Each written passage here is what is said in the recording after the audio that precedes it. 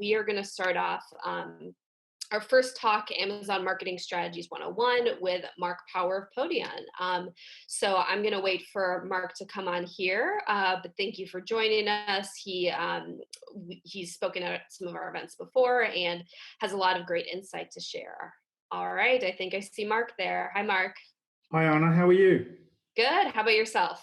Very well, thank you. Very well. All I'm really right. happy So to do be you here. want to start off by introducing yourself to our audience here and kind of what type of companies you work with?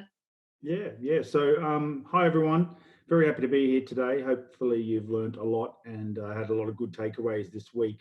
So, I'm Mark Powell. I'm the founder and CEO of Podion, which is a global Amazon agency and marketplace consultancy. Whilst Amazon is on the logo of our front door, we also help companies of all shapes and sizes and different stages of the marketplace world help them across this whole world of marketplaces, which is now very, very important with particularly just what's happened in the last 6 to 8 weeks.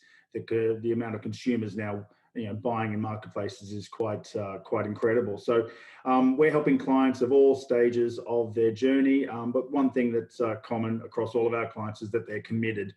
They're committed to really winning in this space, and that's something that not all companies were committed to this space in the last few years, and now they're realizing just how important it is. So I also wrote a book. I don't have an actual copy on me, but it's called Amazon for CMOs, which you may or may not see, but that's available. And I think whatever stage you're at, Amazon's very complex, and my co-author, Kiri Masters, and Kiri's another thought leader in this space. She and I decided that this needs to be elevated. Amazon and this whole world of marketplaces needs to be elevated to the C-suite. So we wrote this book just because Amazon and everything happening in this space is much more important than it's ever been. So we're trying to make sure that the C-suite is understanding of what's going on, and there's a lot to learn from it. Yeah. So as mentioned, this session is going to really focus on Amazon Marketing 101. So the first thing I'd like to ask you to kick things off is just what is kind of your top one or two pieces of advice for brands that are first getting started on Amazon? How do they need to think about crafting their advertising strategy? Yeah, cool. Great question. Before we get into the tips, I think there's another level, and this is something we talk extensively in market with clients facing challenges every day, is that your organization must be committed, okay? And everyone needs to be on board and aligned to winning. And that's because Amazon is complex, and there's no it's not just an advertising channel, it's also a retail channel. There's just so much that goes into winning on Amazon. So you really do need everyone to come together, and leadership down needs to be committed. So once you have that commitment and everyone aligned, you then need to sort of face some realities. And that is it's a pay-to-play platform, okay? It's not just, let's just get our products up on Amazon and let's just see how that goes. No, you need commitment, you need investment. So that investment can be, I guess sometimes you need to make sure that investment is carefully managed, just like any channel, but you need to then realize how those dollars need to be allocated. And it's not just an advertising play. Like, you can't just say, let's put our product on there and then put ads to it, and then it's just going to all work for you. There's this thing called the flywheel, and we talk about in the book. There's plenty of sort of blogs out there and information about this Amazon flywheel. There's so many different components and things that go together to help brands succeed on Amazon, and building that flywheel takes time, okay? Yes, you can spend a lot of money, but that hits margins and profit. You can do that short term, but over time you build that flywheel, then real success and real scale can occur. We actually think that the sort of, when you look at investment, we call it a third. And it's not everyone, but it's the 80-20 rule. We come across 80% of our clients, we realize that a third of their investment is in the actual making of the product and shipping of their product. So sort of a third of the, let's say $100 would be $33. Then you've got a third would be your commitment to Amazon, really, the Amazon fees and fulfillment from Amazon. And then you've got a third left. Now, you can take all of that as margin, or you invest that in marketing dollars. And that's sort of the investment side of things, to set expectations when you're talking to senior leadership about what we're going to be doing on Amazon. Yeah. So with that in mind, is there a certain dollar amount that brands do need to prepare to spend on Amazon, or is it more about how much of their budget they need to allocate to Amazon advertising?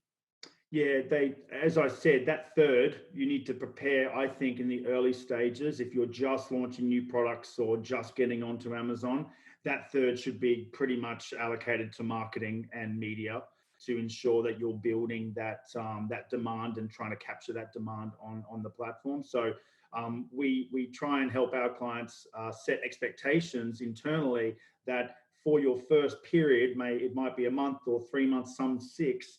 Don't expect big profits from Amazon. It is something that you need to invest in. And that doesn't include other investments that might have to take shape when it comes to changing products and labels and all sorts of other things on the retail side.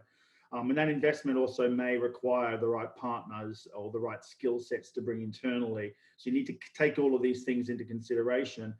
Something we do believe in investing is to use third-party software tools.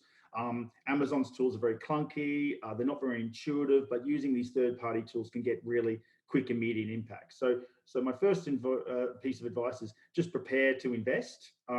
Then I think to succeed, you need to understand that whilst some of us on the call here today are marketing and media professionals and focused on advertising, we need to be working very, very closely with the retail side. Retail and marketing and advertising is all interlinked in Amazon.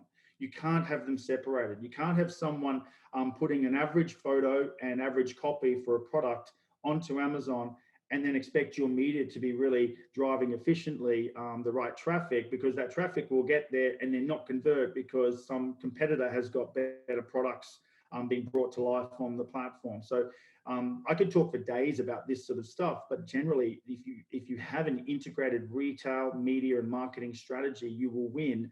And it's very important, we feel, that those two things are working together. Otherwise, you may find that you're spending money that isn't converting at the rates that you want. And we call it retail readiness, which you're going to talk about tomorrow.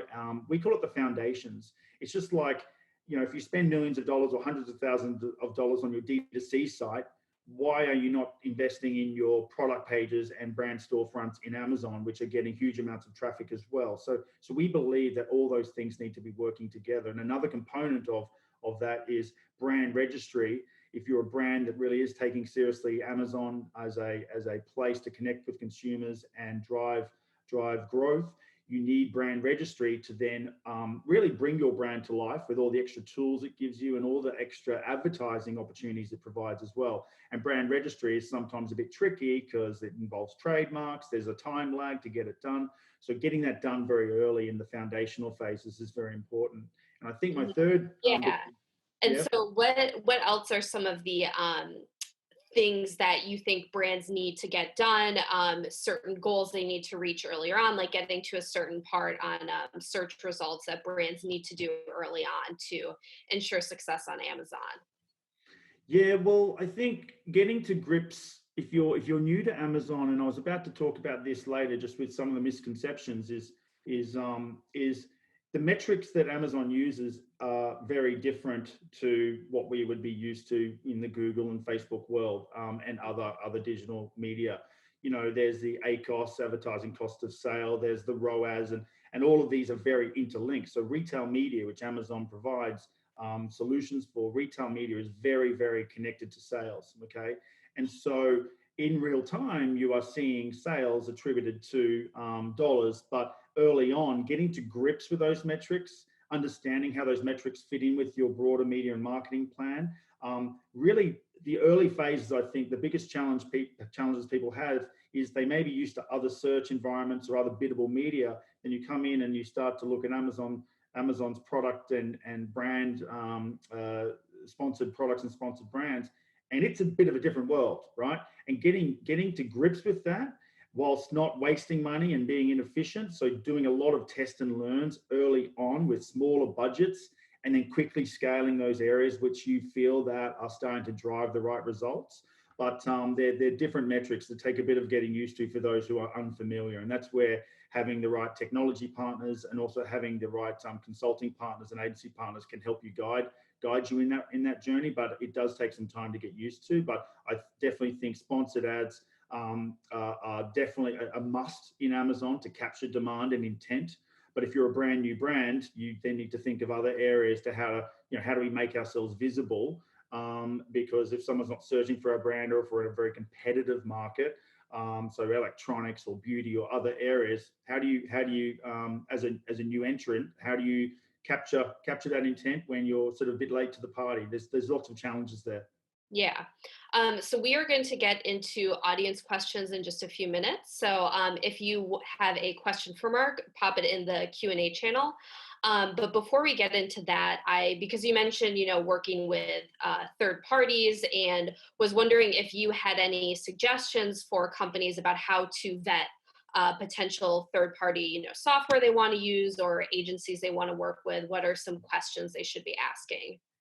Well, there's lots of great technologies out there, and when it comes to technology, I can't make any massive recommendations today because there's various different search technology partners. There's various different, I guess, analytics and competitor analysis sort of product. The whole Amazon ecosystem is really, really full of great vendors out there. And trying to choose one, you just need to make sure that the affordability and the value that you're getting is what you need from the platform. There's some very big enterprise platforms, but there's also some smaller ones. And I think you can align with one that's going to give you, I think, the service. I don't think Amazon is complex. So having a vendor that has a great support model for me would be the best advice for anyone getting in early. Not just a pure self-serve platform. You'd want to say, hey, what support are you going to give me? Because that support doesn't just revolve around the technology. It also revolves around the metrics and how to utilize and get under the hood of these things and leverage everything that Amazon has. So, Right. And so so we did actually just get in a question about, I like the way this is phrased. It's the Amazon ecosystem seems like a mixture of science and dark arts, which I would agree with. But then she asked, do you think it's possible for newer, smaller brands to be successful without a specialized Amazon agency? absolutely. There's lots of different ways you can approach this, but I do believe, without having to engage an agency in full, that having a consultant or group of consultants across different factors, one might be on the retail and the operational side, particularly fulfillment and supply chain, which can be very tricky and really impact margins. And I think all of us on the call, one thing I'd advise everyone is, don't just think about, I need to get sales on Amazon. You need to think about, how do I grow sustainably on Amazon? Because sales is one thing, but if you can't Right. drive the right margins, you'll have CFOs and CEOs asking you questions in 3 months, 6 months time, going, we've made all this investment, we haven't got any return. What's going on? So sustainable growth can only be achieved with both retail and the media and advertising side really working together. So I think getting some guidance is very important. There's lots of training out there. Amazon's really upped its game when it comes to its own training of the advertising tools. I think there's other courses and things, but they'll only do so much. But on the job, we all know that when there's real dollars at hand and there's real sales that we need to get, on the job cannot be more sort of impactful from getting up to speed and testing and learning. But having some guidance, I do believe, is going to be very useful. Some flexible guidance that you can tap into. And Amazon's support is average, notoriously average. Unless you're Procter and Gamble or Unilever or a very big player, you really don't get real-time guidance and support. So having something to support you when you've got questions or you've got troubleshooting happening that you need, I do believe getting guidance from external experts would be useful. Yeah. Are there any advertising tools or formats that you think are underutilized right now? I'm a big fan of Amazon DSP. We're seeing incredible results when it's done well, when you are able to leverage all this Amazon data. So that's who's buying what's the intent that people have had. We can take this data of who's in market for a certain product or certain types of categories, and then target people with the right message across the journey that they may have on Amazon's owned and operated properties or Amazon's network of partners. So it's got lots of different other partners. You can use that data and build that upper funnel. I believe that when I speak to some marketers, they're like, oh, we spend X on Facebook, but we don't want to, we don't want to experiment with something that we're not sure of. And I'm thinking, well, it's like saying, hey, back in the early Facebook days, don't try and test and learn on Facebook, or don't try and test and learn on programmatic and other things. I do believe that DSP, you can't just spend $5 or $50 or $100 or $200 on it. Like, it does need commitment, but the results are there because Amazon has this data. It has this huge amount of eyeballs all over the place trying to sort of buy product in shopping mode. So why not connect with people in that mode? I do believe Amazon DSP utilizing display and video, which can be done very, very cost effectively compared to Yeah. what we're used What do to. you think of video on Amazon with both the different ad formats they offer, and then would be curious if anyone you worked with has tried Amazon Live.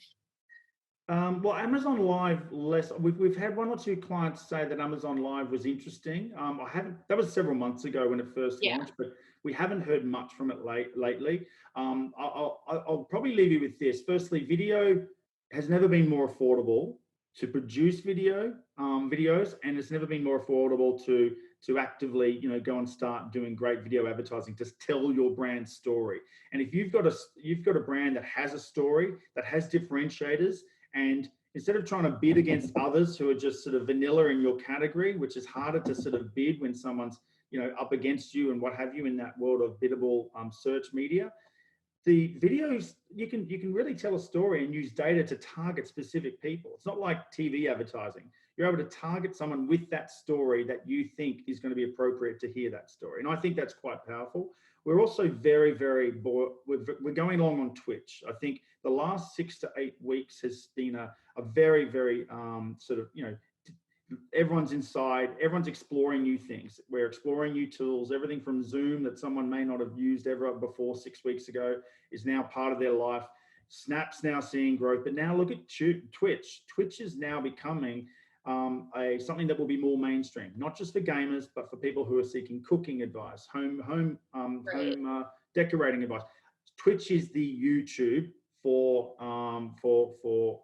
Amazon, and it's a user-generated content platform that is going to be quite powerful in the future. So starting to get to grips with Amazon's video offering now will then evolve into what they could do with Twitch in a UGC video and sort of advertising capacity. I think there's huge opportunities there, but you've got to test and learn. You've got to make the budgets available. All right, so we are going to go get started with our next session. As mentioned earlier, the next section is focused on advertising against competitors. And so for this session, we have Margot Logan, who is the Vice President, Head of Online Marketplaces for Publicis. So we are Margot should be joining us any minute. Should be a great conversation. All right, I see video, I see audio. Hi, Margot. Hi, how are you? Good. Thank you for Good. joining us. No, thanks for having me. I love seeing another face Yeah. during the day.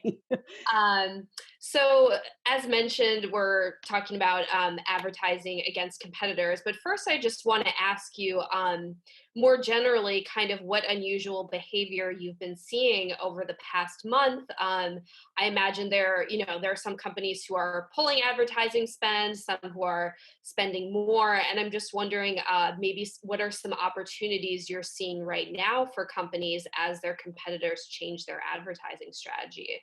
Yeah, I mean, I think everyone has probably been dealing with the essential, non-essential question. So I think that was around March 17th that the shipments of non-essential items was something that was going to be deprioritized so that Amazon could handle all the craziness that's been going on. But I would say that what I have seen is maybe the experience of shopping on Amazon, specifically even just as a consumer. So when you are looking for essential items and you're trying to find if you're trying to search for items that, like hand wash or hand sanitizer or toilet paper, what I've been seeing is interlopers. So people who are squatting on keywords that don't belong there, people who are, and I shouldn't say people, I should say brands, Yeah. and brands that aren't really delivering on that customer promise at all. So that's, I think, been the most interesting behavior to me, because I don't understand why a brand would want to do that. And I think that what we're seeing is that they're not our usual brands. They're, maybe from different countries where they're taking this opportunity where there's desperation in the way that the consumer is shopping, and trying to affect people's shopping habits in that way. So that's, I think, the biggest thing. And I think that is where brands are needing to make sure that they're keeping a close eye on what's happening with their keyword strategy, because of that, because you don't want to lose the competitive edge. But also, if you don't have inventory and you can't fulfill what the customer needs, you shouldn't be there anyway. So it's like this weird, delicate balance of like, how much branding can you really do when people need essentials and people need to get things done right now? So not wanting to overspend on things that you can't deliver upon for the customer. Yeah. So maybe let's break it down. So for some of the companies you've worked with who are non-essential retailers, Mhm. maybe they still had product in stock, but it was taking longer to fulfill. So, you don't want to promote against, you don't want to promote ads when you are close to running out of stock. You don't want to use advertising to lead to a bad experience. But for Right. those companies, how have you been advising them to change up their keyword bidding strategy, if at all? So I mean, I won't speak for the people who are the hands-on keyboard. I would say this overall, the strategy has been to continue to spend on branded keywords, because certainly you want to be, you want that sponsored product and the sponsored brand, idea that people can think of you and be like, ah, yes. But I also, if their brand hygiene isn't there, so that their inventory is lacking, et cetera, that is something that they need to worry about. I mean, I would say that we've been saying, cautiously spend when you don't have the ability to fulfill on actual orders. So if your inventory isn't there, you should be switching up what products you're actually selling, because you don't want to be obviously putting money after those ASINs that don't have inventory. So that's been more where we've been seeing a difference in the keyword strategy. And I think for those that are non-essential items, it's been more about using the upper funnel tactics, where there's possible, where it's possible for them. So is your brand store in a good spot? Are you making sure that your messaging is out there, maybe through the DSP, but maybe keyword wise, you can dial it back a bit for now. Mhm. Because I think people are starting to come out of the like panic buying, and it's more into like, oh, okay, now I can think about confectionery or shampoo, or like the things that they're going to need now that we're entering the second month of quarantine. So I think that's where it's shaking up a little bit. And I think really the best thing to be doing is making sure that you're paying attention to what's going on keyword wise. So if you're not in the weeds every day when you're managing a campaign and seeing what's working and what's not, and how your inventory levels are adjusting appropriately, I think you're making a mistake, because I think right now, especially, people are shopping in very different ways and they're not beholden to just staying with Amazon. So, you have to make sure that you're paying attention Yeah. really heavily. And so with keywords, what metrics should brands be looking at? What metrics should they be looking at normally? And then maybe now when shopper behavior, like you said, is very different. So I'm not like, I don't want to speak for the people who are the day-to-day hands-on Mhm. keyboard people. So I would say, what are the ones that are getting the most click through, and what are the ones that are leading to the most sales? Those are always going to be the ones from a high level that I'm going to be looking for. I don't presume to speak to the people who are the hands-on keyboard tactical guys, because they Mhm. know way more than I.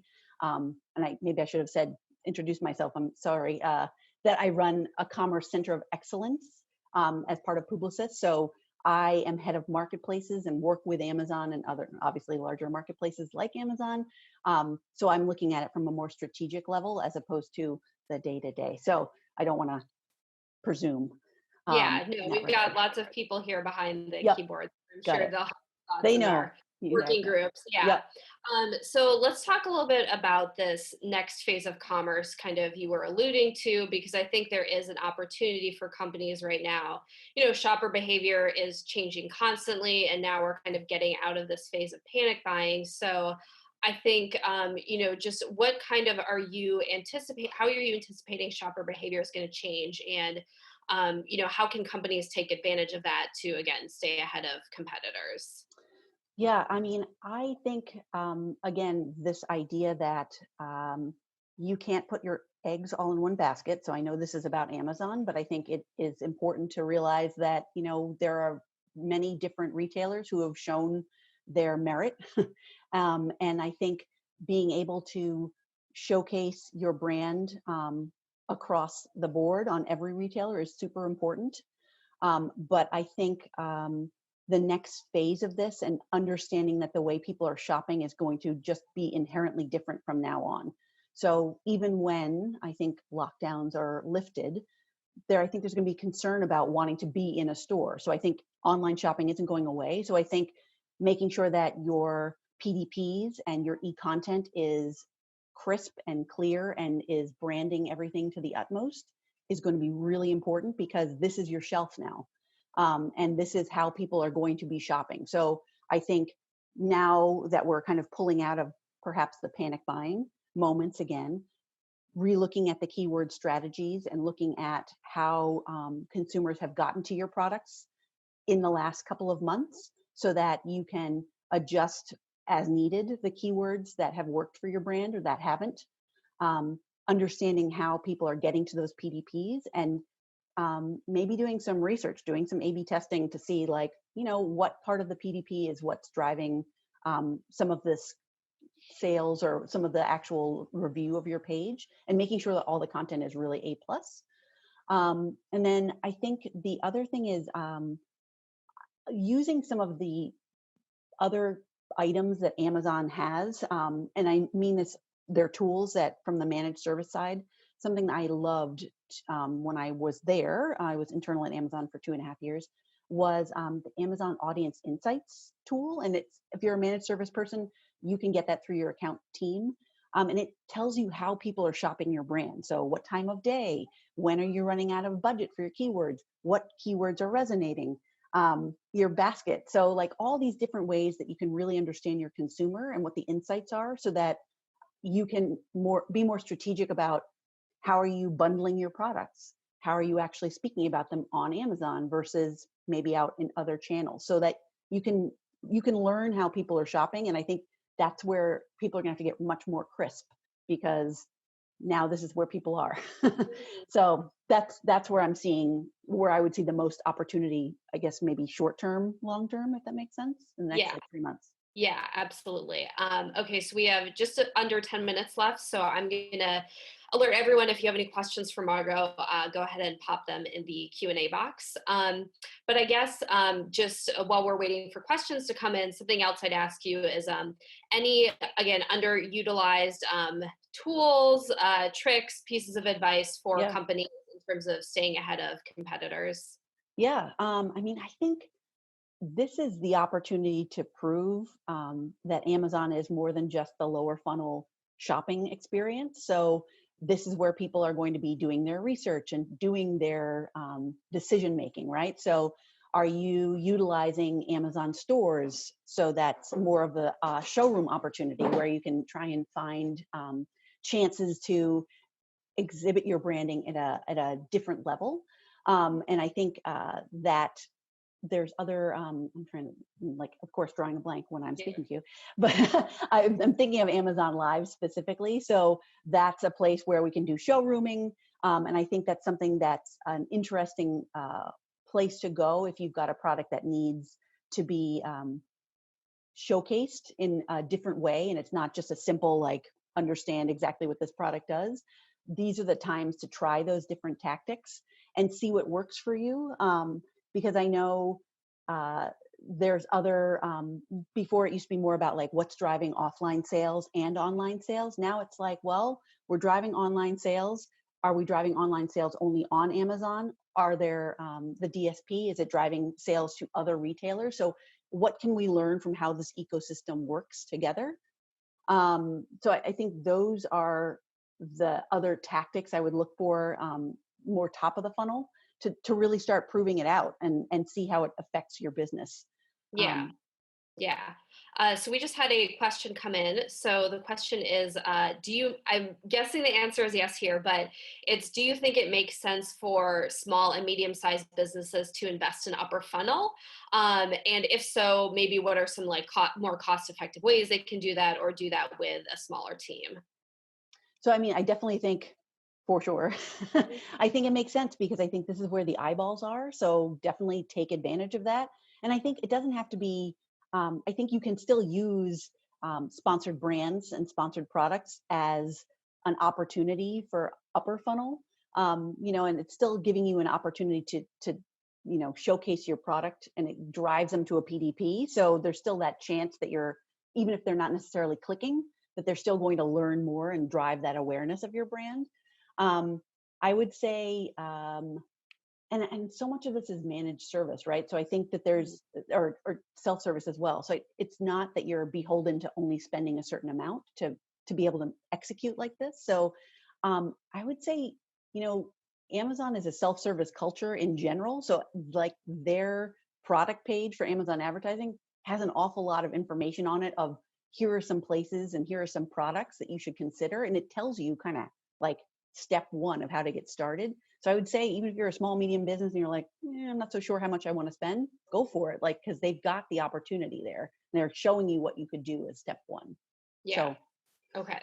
And then another question that we had that just came in: what has been your experience with Amazon DSP in terms of ROAS and increased volume in search? so again, like I'm not a Yeah. hands-on keyboard kind of lady, so I'm so sorry that I can't necessarily answer that as directly as I'm sure they are wishing. I think the DSP has worked super well in general for our clients. I'm not recalling like a specific ROAS in Hmm. general. We don't have a benchmark for anything beyond by vertical, but you know, we use it a lot, and we continue to use it. So I think that alone speaks to the fact that it works for what our Yeah. clients' Any needs any are. other tips on, or just what you found DSP has been useful for? I think, again, like if you've got a campaign that is across multiple channels, that's the best place to do, and drive that whole holistic brand message, because that's your billboard. So, and that's what's gonna, I think, drive people to be like, oh yeah, I looked at that, I forgot, and go back to seeing it. So that's your chance to really to brand. So I think that's a great one. Yeah. And then you talked about video a bit, in terms of, there's obviously shoppers are going to be more interested in checking out video when they're stuck at Yeah. home. But wondering if you have, again, any experience with maybe video and search ads, or just how video has been useful in terms of advertising. Well, I mean, I think certainly with the fact that more people are home and more people are watching Prime and watching perhaps on their Fire and their Kindles and all that good stuff. So I think there's a lot of opportunity there in terms of eyeballs, that it could be another interesting avenue that, if you've considered it in the past but have gone away from it, it might be something that's worth considering. And I think, again, like if we're talking about a product that's got a message that is harder to understand, or that is a little bit more complex than a simple billboard could do for you, then that's a great way in. So I think it's still a great place, and a great place to grab an eye, and, oh, something's happening there, I need to pay attention. So Yeah. Got it. Yeah, well, Margot, thank you so much for joining thank us. you. This was very interesting, and yeah, going to be lots of interesting shopping behavior to watch over the next few Yes, months. absolutely. Thank you. Yeah, thank you.